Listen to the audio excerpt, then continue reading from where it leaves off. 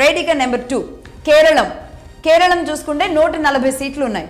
అంటే దాదాపుగా ఓటింగ్ కేరళంలో కూడా 78.27% నమోదైంది. కేరళలో గతంలో ఎప్పుడూ లేనంతగా ఇక్కడ కూడా భారీగా నమోదైంది ఓటింగ్ శాతం. ఇక ఇక్కడ మార్జిన్ చూసుకుంటే 70 సీట్లు ఎవరు 71 మార్జిన్ సీట్స్ అనేవి 71 ఎవరు కైవసం చేసుకుంటే వారికి దక్కే అవకాశాలు ఉన్నాయి. అయితే ఇది చాలా టిపికల్ పరిస్థితి. కేరళ ఉండడానికి అనేక రకాల హిందూ దేవాలయాలు ఉన్నప్పటికీ అక్కడ హిందువులు నెగ్గుకు రావడం, మరీ ముఖ్యంగా బీజేపీ నెగ్గుకు రావడం అనేది అంత ఈజీ అయిన పని అయితే ఏం కాదు బీజేపీకి.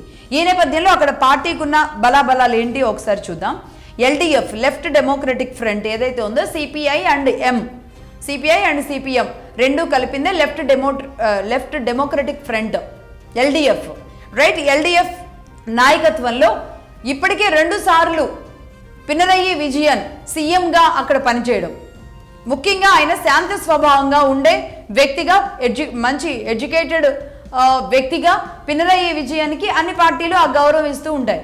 సరే, పినరయి విజయన్ 2 సార్లు ఇక్కడ గెలవడం జరిగింది. ఇక 3వసారి తన అదృష్టాన్ని పరీక్షించుకుంటున్నారు అని చెప్పాలి. But at the same time ముఖ్యంగా హిందువుల పట్ల వ్యవహరించే విధానం ఏదైతే ఉందో అందులో పినరయి విజయన్ కాస్త వెనకే పడ్డారు అని చెప్పాలి. మిగతా అన్ని వర్గాలని కలుపుకుంటూ వెళ్ళినా హిందుత్వాన్ని మాత్రం కేరళలో ముందుకు వెళ్ళనీయకుండా ఇక్కడ ఎల్డీఎఫ్ ఎవరున్నా సరే ఎల్డీఎఫ్ కట్టడి చేస్తూ ఉంటుంది. దీనిని క్రాస్ చేయడానికి ఒక వర్గం బలంగా ఈసారి పనిచేయడం జరిగింది కేరళలో. ఈ నేపథ్యంలో మరి 3వసారి అదృష్టాన్ని పరీక్షించుకుంటున్నారు పినరయి విజయన్. చూడాలి ఎలా ఉంటుందో. ఇక number 2 UDF United democratic front UDF. ఇది కాంగ్రెస్ పార్టీ నాయకత్వం వహిస్తోంది. ఇందులో కూడా ఒక చిన్న పార్టీలు, ఇంకా మిగతా పార్టీలు కొంచెం యూడీఎఫ్లో కొన్ని ఎల్డీఎఫ్లో కూడా ఉంటాయన్నమాట. అంటే అవి పూర్తిగా లెఫ్ట్ భావజాలంతో, ఇటు కాంగ్రెస్ భావజాలంతో ఇవి ఉంటాయి. 5 ఏళ్లకు ఒకసారి అధికారం మారుతూ ఉంటుంది కేరళలో. కానీ మొన్నటి లాస్ట్ 2021 ఎలక్షన్స్లో ఆ సాంప్రదాయం ఏదైతే ఉందో అది బ్రేక్ అయ్యి పినరయి విజయన్ దాన్ని బ్రేక్ చేసి 2వసారి అధికారంలోకి వచ్చారు. ఇప్పుడు కాంగ్రెస్ అంటే వీళ్ళు యూడీఎఫ్ ఏం ఆలోచిస్తుంది అంటే ఏమాత్రం అవకాశం ఉన్నా 3వసారి ఇంకో అదే పార్టీకి అవకాశం ఇవ్వరేమో కేరళ ప్రజలు. ఆ సెంటిమెంట్ అండ్ ఆ సాంప్రదాయం వర్కౌట్ అయితే గనక నెక్స్ట్ కాంగ్రెసే వస్తుంది అన్న బలమైన విశ్వాసంతో ఉంది యూడీఎఫ్. రైట్. మరి ఈ సెంటిమెంట్ ఎంతవరకు వర్కౌట్ అవుతుందో చూడాలి. రైట్. అధికారమే టార్గెట్గా ఇక్కడ యూడీఎఫ్ అండ్ కాంగ్రెస్ టీం పనిచేస్తున్న పరిస్థితి ఉంది. ఇదిలా ఉంటే ఇక 3వది ఎన్డీఏ బీజేపీ నాయకత్వం. బీజేపీ గతంలో కూడా మన జనరల్ ఎన్నికలు కానీ 2021లో కానీ కనీసం తన ప్రభావాన్ని పెంచుకోవడానికి అక్కడ హిందువులను కాపాడుకోగలగడానికి చాలా బలంగానే పనిచేస్తూ ఉంది. బట్ ఒక సెంట్రిక్గా ఒక వ్యక్తి అన్న సెంట్రిక్గా అయితే పెద్దగా వెళ్ళడం లేదు కానీ బీజేపీ. బట్ కానీ తన పని తాను చేసుకుంటూ వెళుతోంది. అయినప్పటికీ కూడా అక్కడ ఆ స్థాయిలో ప్రభావం చూపించగలదా? యూడీఎఫ్ ఎల్డీఎఫ్ని ఎదుర్కోగలిగినంత శక్తిని కూడగట్టుకుందా బీజేపీ అంటే 100% డౌటే. ఎందుకంటే ఇక్కడ ఎల్డీఎఫ్ అనేది లెఫ్ట్ భావజాలంతో ఉంటుంది. అందులో చిన్న పార్టీలు లెఫ్ట్ భావజాలంతో ఉన్న పార్టీలు ఉంటాయి.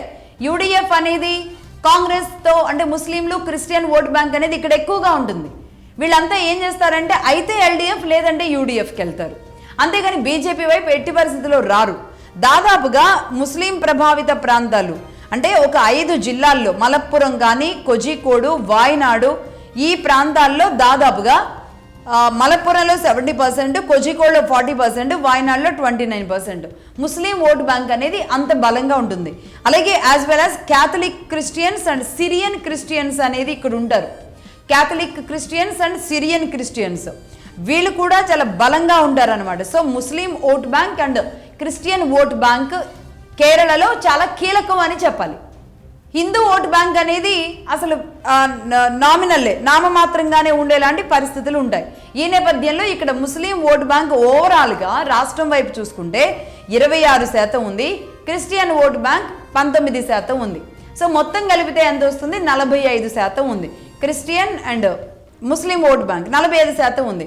అంటే మిగతాదంతా హిందువులే కదా, 55% హిందూ ఓటు బ్యాంక్ ఉంది కదా అనే డౌట్ రావచ్చు. ఇక్కడున్న పరిస్థితి ఏంటి అంటే కేరళలో ఈ లెఫ్ట్ భావజాలం ఎక్కువగా ఉండడం వల్ల సిపిఐఎం తరతరాలుగా అక్కడ బలంగా నాస్తికుల్ని తయారు చేశారు. హిందువుల్లో నుంచి ఈ 55%లో కనీసం 25 నుంచి 30% నాస్తికులు ఉంటారు. అంటే వాళ్ళు క్రిస్టియానిటీని నమ్మరు, ముస్లింలని నమ్మరు, హిందువుల్ని నమ్మరు అనమాట. సో ఈ ఓటు బ్యాంక్ అనేది లెఫ్ట్కి బలంగా ఉంటుంది. ఇది కాక Christian and Muslim vote bank వాళ్ళకి యాడ్ ఆన్ అవుతుంది. సో అటు ఇటు కాకుండా మైనారిటీస్గా ఒక రకంగా అంటే వీళ్ళందరినీ కలుపుకుంటే ఒక 70-75% నాస్తికులు, ముస్లిమ్స్, క్రిస్టియన్స్ అందరినీ కలుపుకుంటే ఒక 75% ఓటు బ్యాంక్ అనేది ఒక సైడ్ ఉంటే 20-25% మాత్రమే హిందువులుగా ఉన్నారు. అంటే ఒక మైనారిటీ అంటే బలంగా అటువైపు 75 ఉంది కాబట్టి ఇది ఒక మైనారిటీ ఓటు బ్యాంకుగా ప్రస్తుతానికి ఉంది. అయితే ఈ మధ్య కాలంలో జరిగిన అంటే క్రిస్టియన్స్ కొన్ని విషయాల్లో ప్రభుత్వంతో ఇప్పుడున్న పినరయ్య విజయంతో డిఫర్ అవుతూ ఉండడం, అలాగే కాంగ్రెస్కి వెళ్ళినా కాంగ్రెస్ గెలుస్తుంది అన్న హోప్స్ లేకపోవడంతో క్రిస్టియన్ ఓటు బ్యాంకు దాదాపుగా ఇటు బీజేపీ వైపు టర్న్ అవబోతుంది అన్న అంచనాలు ఈసారి కేరళలో బీజేపీకి ఒక ఆశని కల్పిస్తున్నాయి. నిజానికి ముస్లిం ఓటు బ్యాంక్ అయితే గీతే బీజేపీకి ఓటేసేది ముస్లింలైనా వేస్తారు, కానీ క్రిస్టియన్స్ ఆ స్థాయిలో రారు. కానీ ఇక్కడ మారుతున్న పరిస్థితుల నేపథ్యంలో ఇక్కడ క్రిస్టియన్లు బీజేపీ వైపు మొగ్గు చూపుతున్నట్టుగా తెలుస్తుంది. అలాగే ఇక్కడ నేను ఇంతకుముందు చెప్పినట్లుగా బీజేపీకి పెద్ద ఫేస్ లేదు. బీజేపీ ఫేస్ ఎవరయ్యా అంటే అక్కడ కేవలం మోడీ అని చెప్పాలి. మోడీ తీసుకున్న కొన్ని చర్యలు, నారీ శక్తి కానీ నారీ శక్తి అనే కార్యక్రమాలు తీసుకొని మహిళలని అటువైపుగా మరల్చడానికి శబరిమల లాంటి చోట హిందువులు ఎక్కువగా ఉన్న ప్రాంతాల్లో మోడీ రోడ్ షోలు చేసిన చిన్న వెహికల్స్లోనే చిన్న చిన్న గల్లీల్లో కూడా ఒక ప్రధానమంత్రి అయి ఉండి ఆయన చిన్న చిన్న గల్లీల్లో కూడా రోడ్ షోలు చేశారు కేరళలో. ఈసారి కనీసం దీని ప్రభావాన్ని పెంచుకుంటూ ముందుకు వెళ్ళడానికి మ్యాక్సిమం బీజేపీ అక్కడ పనిచేయడం జరిగింది.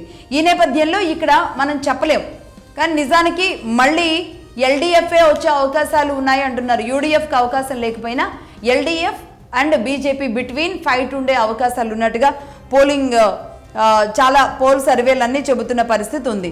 సో అలాగే ఇక్కడ ఓటింగ్ పర్సంటేజ్ అనేది 78.27 ఇక్కడ కూడా భారీగా నమోదైన సిచ్యువేషన్ ఉంది. బట్ కేరళ విషయంలో సందిగ్ధం ఉంది, ఇది కూడా నోట్ చేసుకోండి. అంటే అస్సాం అనేది బీజేపీకి అనేది మనం చెప్పుకోగలిగితే కేరళం అనేది మాత్రం ఎల్డీఎఫ్ ఉంటుందా, బీజేపీ ఏమైనా కీ రోల్లో అవుతుందా, యూడీఎఫ్కి అయితే అవకాశాలు లేవు. నెంబర్ 2 ఇది.